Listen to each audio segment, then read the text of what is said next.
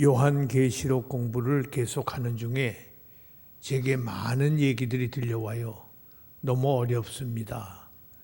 너무 힘듭니다. 이해하기가. 그래서 나는 요한계시록 끝난 다음에 다른 책 공부할 때 오겠어요 하는 분들이 있어요. 그런데 잘 보세요. 우리는 지금 사탄 마귀에 대해서 공부를 하고 있어요. 영적 전쟁을 하고 있는 우리가 마귀가 누군지 사탄이 뭘 하는 놈인지를 알지를 못하면 우리는 전쟁을 할 수가 없어요. 축구 경기를 할 때에 감독은 상대편, 우리가 경기할 상대편을 분석을 합니다. 비디오를 통해서 다 연구를 해요. 저쪽 팀에서 센터 포드가 누구고, 라이트 윙이 누구고, 레프트 윙이 누구고, 누가 잘 차는 사람인지, 누가 재빨리 덤벼드는 사람인지를 하나하나 다 일일이 점검하고 그것에 대한 대책을 세우는 것이 그게 감독이에요. 감독이 하는 일이 그거예요. 선수들을 어떻게 적절하게 배치할까? 저 사람이 공격해 올 때는 어떻게 대해서 사전에 그것을 연구하고 분석하고 이해하는 것이 감독이 하는 일이에요. 지금 사탄 마귀가 우는 사자처럼, 우는 사자가 뭐예요? 배가 고파서 지금 먹을 것을 찾으러 다니는 우는 사자예요. 우는 사자처럼 우리를 향해서 덤벼들고 있는데 우리는 마귀에 대해서 전혀 연구도 안 했고 알지도 못한다면 백전백패지요. 얼마나 사탄이 거짓말을 잘합니까? 얼마나 정말 영어로 말하면 커닝이에요. 아주 교활해요. 그 교활하고 그 거짓말을 잘 시키는 것을 우리는 견뎌낼 수가 없고 감당할 수가 없어요. 그렇기 때문에 우리가 말씀을 잘 배워야 됩니다. 12장에서 붉은 용이 나와요. 붉은 용. 붉은 용은 한 여자와 싸움을 한다. 한 여자와 그리고 그 후손들과 싸움을 한다. 그 여자는 누군가 하니 교회를 상징한다고 그랬어요. 여자가, 교회가 한 용과 붉은 용과 싸움을 해요. 그런데 이 붉은 용이 쫓겨났어요. 하늘에서 쫓겨났고 13장에 와서 적그리스도가 땅에 와가지고 이제는 아주 무시무시한 방법으로 덤벼들어요. 이 적그리스도가 어떻게 덤벼드는고 하니 우리가 아는 대로 붉은 용이 마치 삼위일체 하나님, 성부, 성자, 성령 하나님이 삼위일체 아니에요? 우리가 믿는 삼위일체 하나님의 흉내를 내는 거예요. 이 속이는 자니까, 거짓말쟁이니까 어떻게 속이는고 하니 잘 보세요. 붉은 용이 있고 그 다음에 바다의 짐승으로 또 나타나요. 바다에서 나오는 짐승, 그리고 땅에서 나오는 짐승이 또 있어요. 짐승 2마리, 그리고 붉은 용. 그래서 마치 자기들이 삼두체제를 유지한 것처럼, 삼위일체 하나님을 모방한 것처럼 그렇게 나타나는 것이 바로 사탄의 모습입니다. 이 사탄이 지금 적그리스도로 우리가 비유를 하고 있습니다. 붉은 용, 바다 짐승, 땅의 짐승. 참으로 무시무시한 모습이에요. 바다에서 한 짐승이 나오는데, 오늘 읽은 본문 다시 보세요. 바다에서 한 짐승이 나오는데 1절이죠. 내가 보니, 사도 요한이 계시를 봤는데 내가 봤단 말이에요. 자기가 본 거에, 계시로 본 거에 봤더니 한 짐승이 나오는데 어디서 나오는 거 아니? 바다에서 나온다. 짐승이 바다에서 나와요.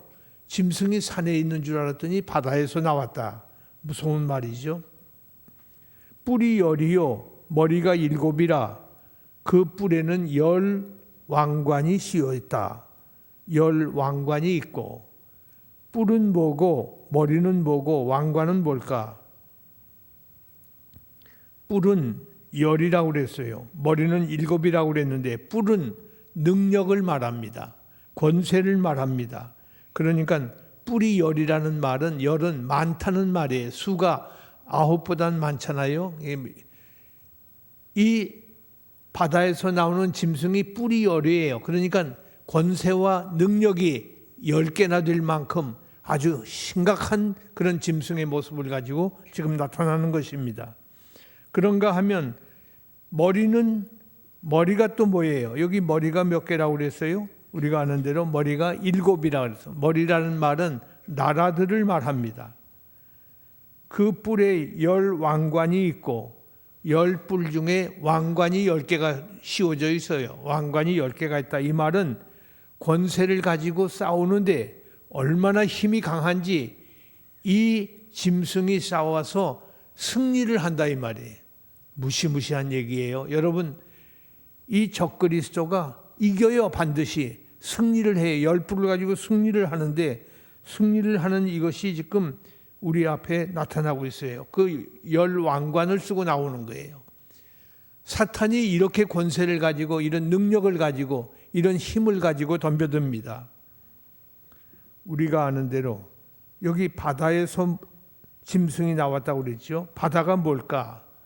바다는 그저 물이 많은 곳이 바다지 그러지 않지요. 요한계시록 17장 15절을 보면 또 천사가 내게 말하되 네가 본 바 음녀가 앉아있는 바다가 나오는데 음녀가 앉아있는 바다. 이 바다는 뭘 말하는가? 물은 적그리스도의 나라를 말합니다. 예수와 하나님을 반대하는 적그리스도, 이것을 짐승이라고 표현했지요. 여러분, 나라들이 예수님과 하나님에게 대적을 한다 그 말이에요. 나라들이 오늘 대단히 미안합니다마는 이슬람 국가, 공산 국가, 불교 국가, 기독교 국가가 아닌 나라들의 대부분이 지금 하나님을 대적하고 있는 거예요. 이 나라들이 10뿔이 가지고서 덤벼들고 있습니다. 짐승은 도덕이 없어요. 예의가 없습니다. 이 짐승은 하나님도 모르고 하나님을 모를 뿐만 아니라 그리스도를 대적하는 것이 짐승이에요. 그래서 이 나라들이 지금 물에서 올라온 짐승이 돼가지고 지금 덤벼들고 있는 것입니다. 우리가 아는 대로 그 권세들이 승리를 하는데 왕관을 쓰고 이긴다고 그랬어요. 그런데 그 머리들에는 신성모독하는 이름들이 있더라. 신성모독, 브레스페미, 하나님을 모독하는 이름을 나라들이 가지고 있어요. 하나님을 어떻게 모독합니까? 내가 하나님이다. 내가 세상 모든 역사와 정세를 내가 만든다. 우리나라가 한다 하고 주장하는 것이 바로 하나님을 모독하는 거예요. 이런 하나님을 모독하는 나라들이 생겨요. 하나님을 욕하는 말을 써놓으면서 말을 하고 도전을 하고 있습니다. 신성모독하는 이름들, 참으로 무시무시한 거지요.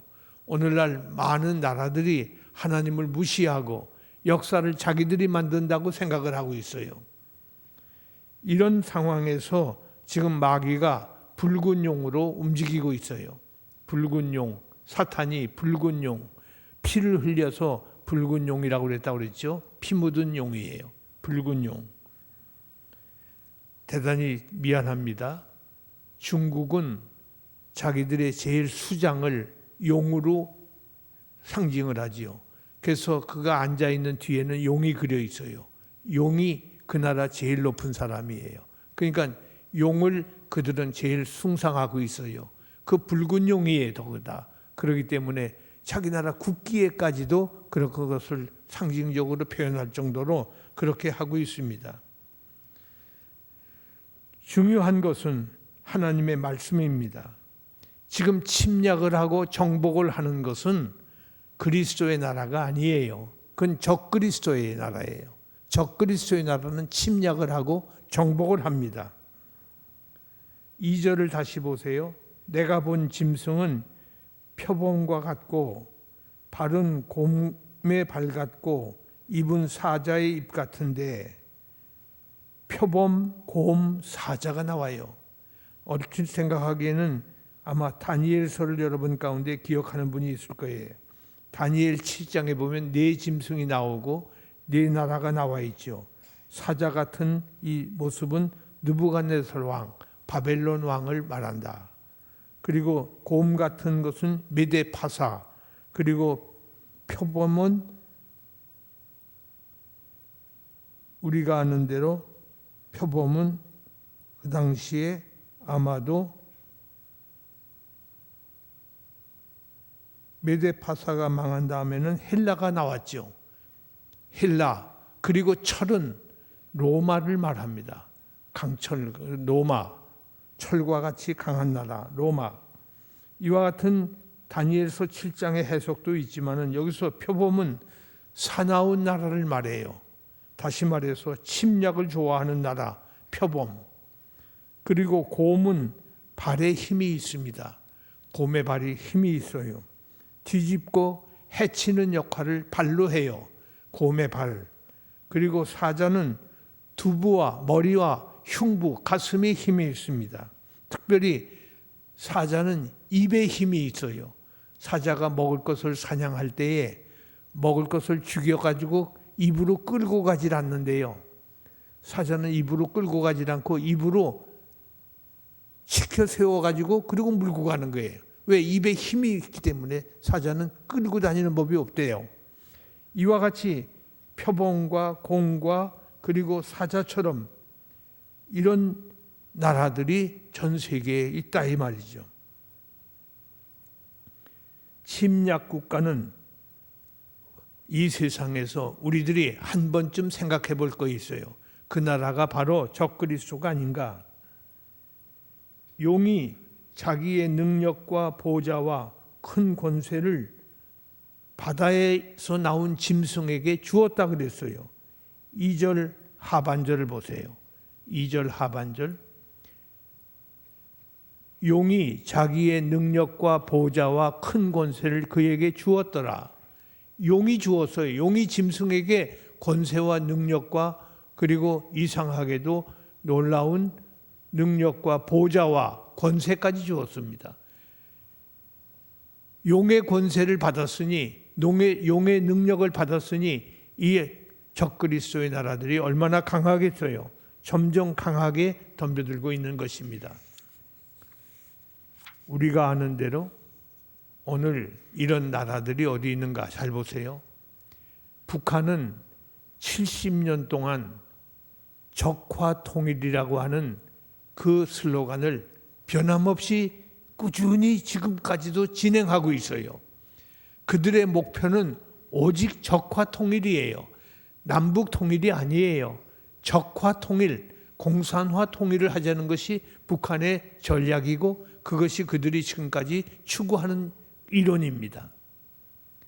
일본 사람들은 외정시대에 대동아, 아시아를 대동아, 동아시아를 만들어서 한 나라를 만들어서 자기들이 다스리겠다는 거예요. 침략 국가입니다. 그런 침략 국가들이 있어요. 그런데 그 침략 국가들에게 누가 힘을 주었는고 하니 용이 주었다 그랬어요. 용은 옛 뱀을 말합니다. 아담과 하와를 시험하여 죽게 한 그 용이, 그 뱀이 지금 그들에게 힘을 준 것이, 권세를 준 거예요. 마지막 적그리스도가 누군고 하니 바로 용이요. 바로 이것이 사탄입니다.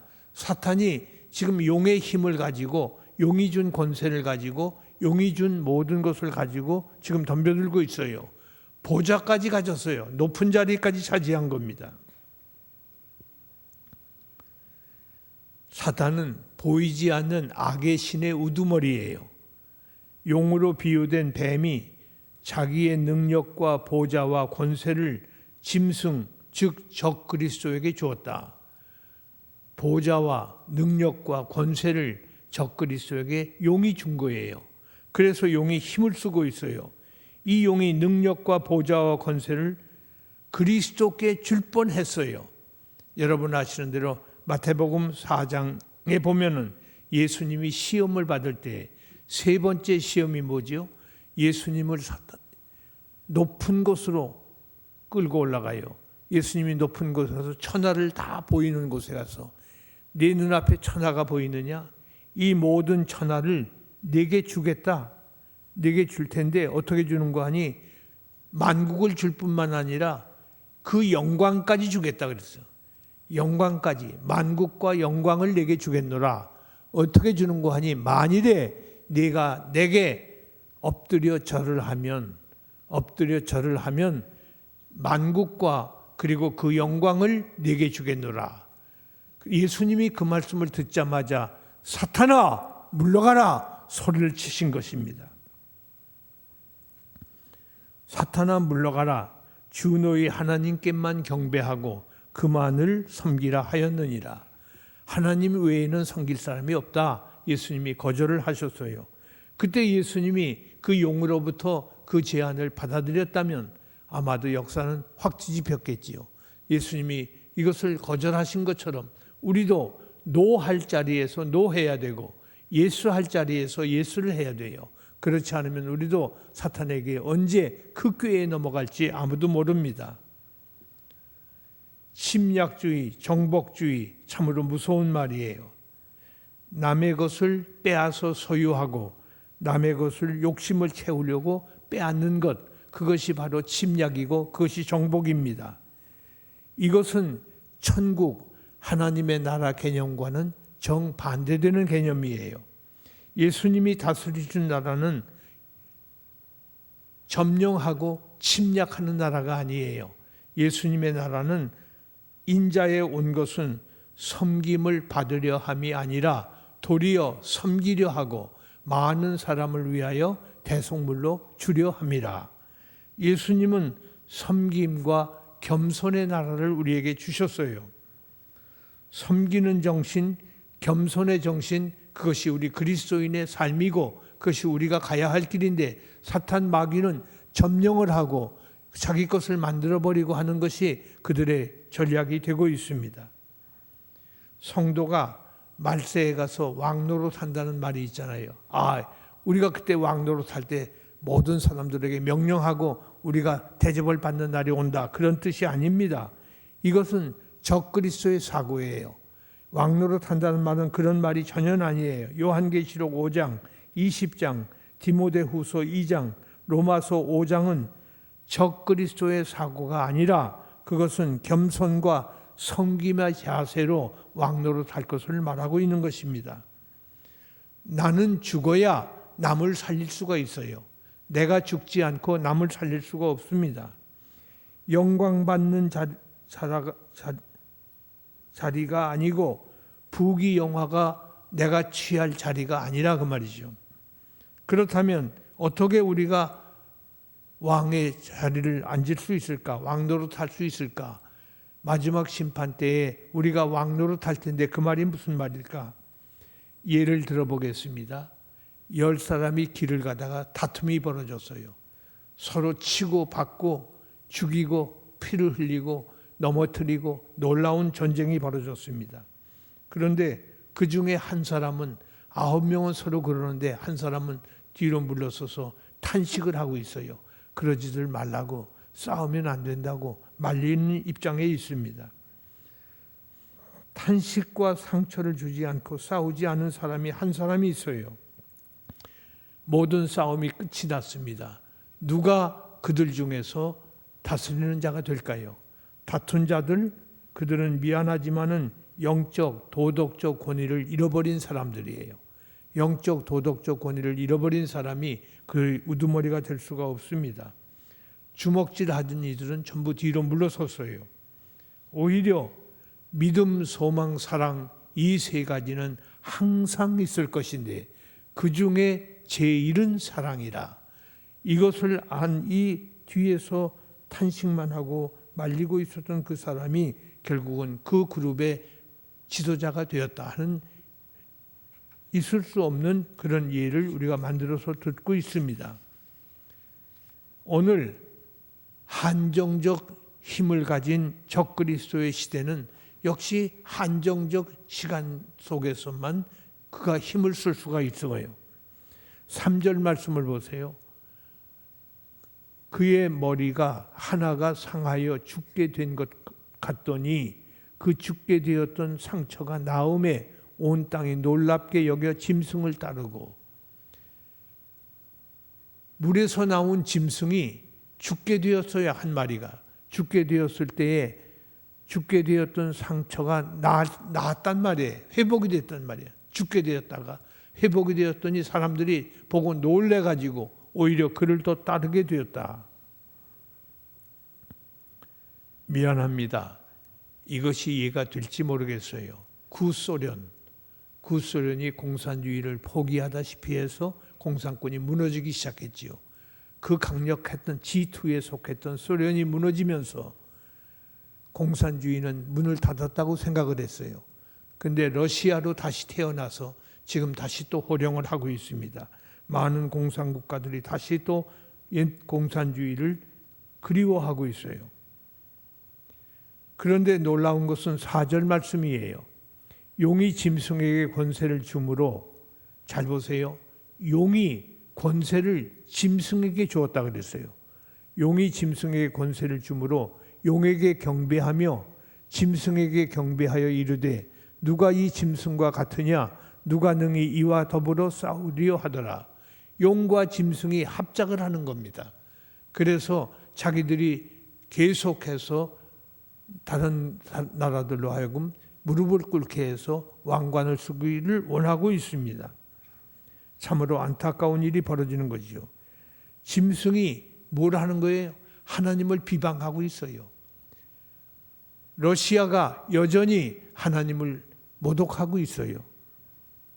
오래전에 제가 러시아를 방문한 적이 있습니다. 그때 러시아에서 어떤 일이 벌어지는가 하니 KGB, 러시아의 정보국에서 방문을 하라고 하는 그런 허락을 받아서 KGB를 방문한 적이 있습니다. 그때 장군들하고 앉아서 같이 차를 마시는데 한 분이 그런 말을 해요. 사실은 우리 러시아 정교회, 오토독스 교회를 가지고서는 러시아 군대를 바꿀 수가 없습니다. 오토독스 교회는 타락했고 그건 안 됩니다. 아야 그 나라의 아주 최고급에 속하는 장군이 그런 말을 제게 하고 있어요.